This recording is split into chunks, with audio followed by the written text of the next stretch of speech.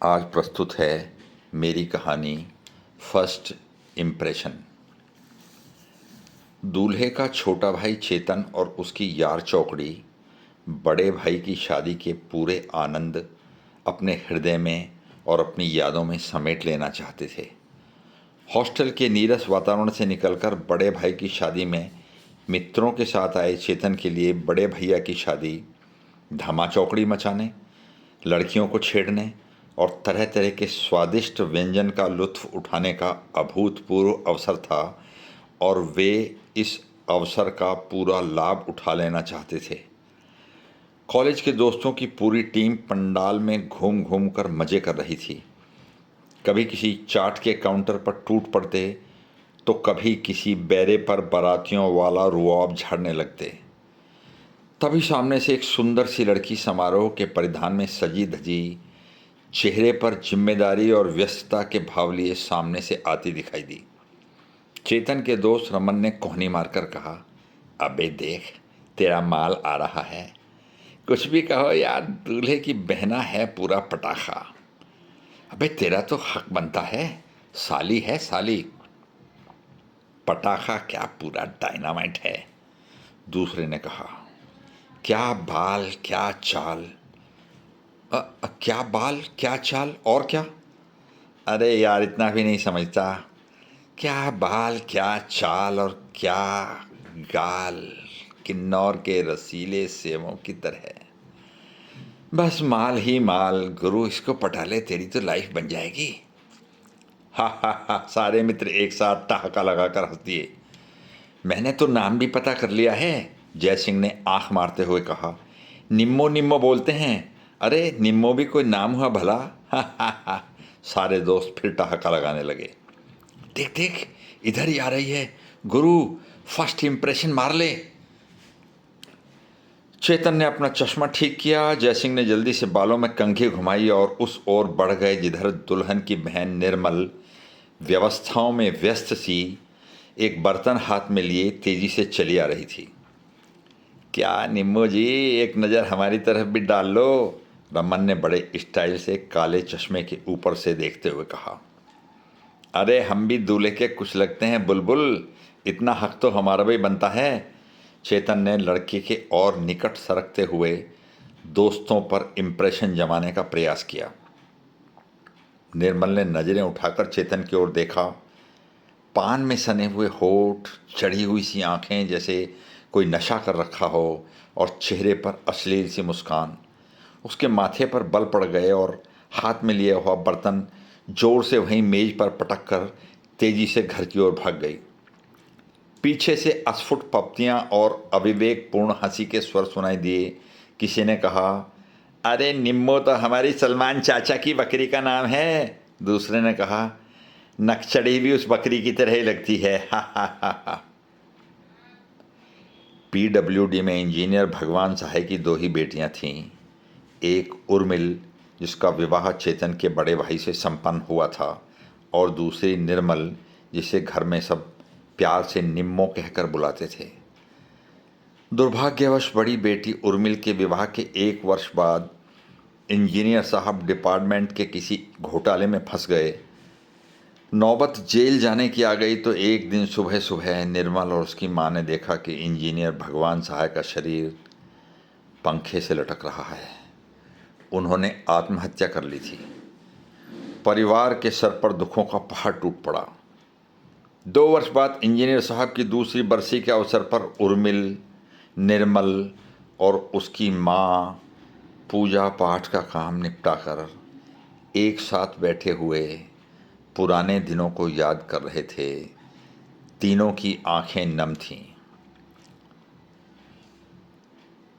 मैंने माँ को सलाह दी है कि तुम्हारी शादी इनके छोटे भाई मेरे देवर चेतन से करा दी जाए, उर्मिल ने सहज भाव से कहा। मैंने तो इधर अपने ससुराल में हल्की सी बात भी छेड़ कर देखी है। क्या? निर्मल को जैसे बिजली का करंट लग गया। वो लफंगा जिसे लड़कियों से बात करने की तमीज तक नहीं, अपने भाई की शादी में शराब पीकर लड़कियां छेड़ रहा था। मुझे नहीं करनी है उससे शादी, निर्मल ने बिफर कर कहा। कुछ पल शांति छाई रही। फिर माँ ने धीरे से बोलना शुरू किया। देख बेटा, तुम्हारे पापा की बड़ी हसरत थी कि अपनी दोनों बेटियों की शादी किसी इंजीनियर डॉक्टर के साथ बड़े घर में धूमधाम से करेंगे, और उन्होंने उर्मिल की शादी में कोई कसर भी नहीं छोड़ी थी। मगर उनके जाने के बाद घर के हालात तो तुम देख ही रही हो। अब तो गहने बिकने की नौबत आ गई है बेटा। उर्मिल के दान दहेज में और तेरी पढ़ाई में सब खर्च हो गया। देख निम्मो बेटा, जिंदगी में बहुत पैसा बहुत बड़ी चीज़ नहीं है। हम जिस हालात से गुजर रहे हैं, और वो पल्लू से आंखें पहुंचने लगीं। तुम बताओ निर्मल दीदी, उर्मिल दीदी, क्या वो शराब नहीं पीता, लफंगे दोस्तों के साथ 10 तरह के ऐब नहीं करता?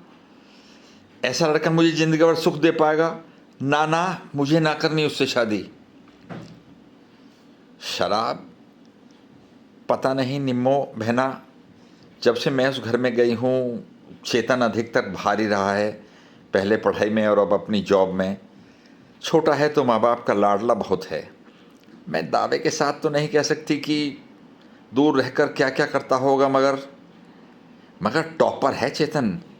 अब कमाता भी बहुत अच्छा है। देख निम्मो बहना, हमारे पास ज़्यादा ऑप्शन तो है नहीं। मुफलिसी में हैं तो क्या तुझे किसी चपरासी के गले बांध दें कि ज़िंदगी भर तू छोटी छोटी ज़रूरतों के लिए भी तरसती रहे? कुछ भी हो दीदी, मुझे ना करनी उस लफंगे से शादी।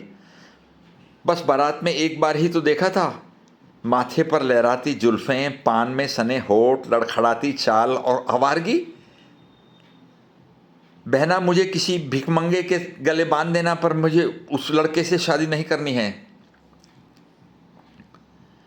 निम्मो, तुझे अपने संस्कार और प्रेम पर विश्वास नहीं है क्या? प्रेम वो पारस पत्थर है जो लोहे को भी सोना बना देता है। अगर उसमें कुछ कमियां रही भी होंगी तो क्या तेरा व्यवहार, तेरे संस्कार, अनुराग उसे ठीक नहीं कर सकते? अपने ऊपर भी तो विश्वास रख छुटकी बहना। और फिर उस घर में कितनी संपन्नता है, पैसा है, समाज में इज्जत है। जिंदगी भर तुझे किसी चीज़ की कमी नहीं होने देंगे। अब देखो ना, मैंने अपने ससुर जी से एक बार ही ये प्रस्ताव रखा था तेरी शादी के बारे में, तो उन्होंने तुरंत हाँ कर दी। कौन ऐसा पैसे वाला परिवार जो इस मंडी में अपने लाल को मंदा बेचने को तैयार हो जाए? कोई है क्या? सबको दान दहेज चाहिए, सबके मुंह फटे हुए हैं। घर के हालात और माँ की मजबूरी से बाध्य होकर स्वयं को भाग्य और हालात के आगे समर्पित करते हुए निर्मल ने जब बच्चन राय की बिजली के बल्ब और फूलों से सजी हवेली में कदम रखा तो स्वागत की शहनाइयाँ बज उठी थीं। सास ससुर ने प्यार से उसे गले लगा लिया। रात 11 बजे निर्मल को उसके कमरे में अकेला छोड़कर सारा परिवार सोने चला गया था। रात के 1 बज गए थे, मगर चेतन का कहीं अता पता नहीं था। निर्मल एक ऐसे पति के आगमन की प्रतीक्षा कर रही थी जैसा फिल्मों में खलनायक होता है। वो अपने दोस्तों के साथ कहीं शराब पी रहा होगा, अपनी सुहाग रात की मर्दानगी बयान कर रहा होगा, शराब के नशे में धुत होकर कमरे में प्रवेश करेगा। फिर होगा हमारा एक बलात्कार जैसा सुहाग रात। अपने पिता के असमय चले जाने से भाग्य पर लगे इस कलुष के कारण गहन दुख से बार बार उसकी आंखें भर आती थीं और आंखों से आंसू बहने लगते। हाय रे, मेरे दुर्भाग्य ने मुझे न जाने कैसा गड्ढे में धकेल दिया है, किस ठौर बिठा दिया है। काश काश आज पापा जी जिंदा होते तो मुझे इस कुएं में कभी नहीं धकेलने देते। रात 2 बजे धड़ाक से दरवाज़ा खुला। चेतन ने अपनी सलवटों से भरी विवाह की शेरवानी उतारकर एक ओर उछाल दी और धम से निर्मल के निकट बिस्तर पर बैठ गया। कुछ देर कमरे में सन्नाटा छाया रहा। निर्मल का दिल धाड़ धाड़ बज रहा था।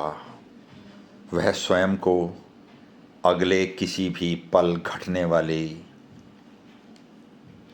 क्रूर और कठोर घटना के लिए मानसिक और शारीरिक रूप से तैयार कर रही थी। वो सोच रही थी कि ना जाने अगले पल मुझे क्या झेलना पड़ेगा। फिर चेतन ने बेसाख्ता निर्मल का हाथ अपने हाथ में लिया और बहुत सधे हुए कदमों से बोलना शुरू किया। भैया की शादी में जो तुम्हारे साथ व्यवहार हुआ उसके लिए मैं तुमसे माफ़ी मांगता हूँ। I am sorry.